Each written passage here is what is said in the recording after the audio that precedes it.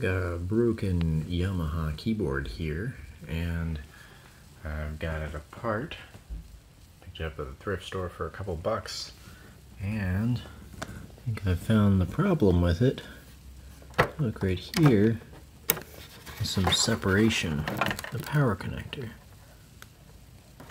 See right there how that's separated?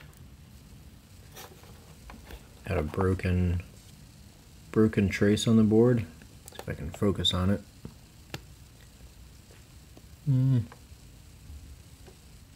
Yeah, you can see it there.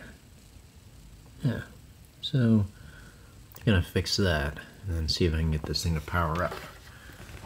The guy at the store said that he got it to turn on for a second, and I betcha that was just in the right spot and there was a connection.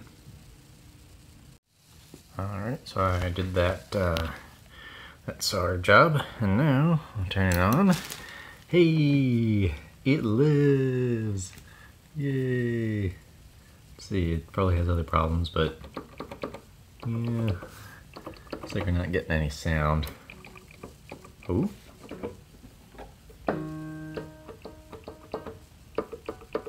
We are. Super quiet though. We'll figure it out.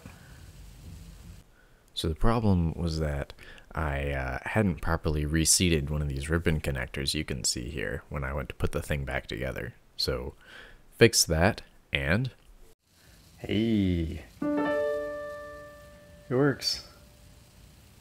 See, sometimes you see something at a thrift store and you're like, oh, I shouldn't buy that, it's broken. But sometimes you fix it in like 30 minutes. Or this was more like 15 minutes. Buy trash.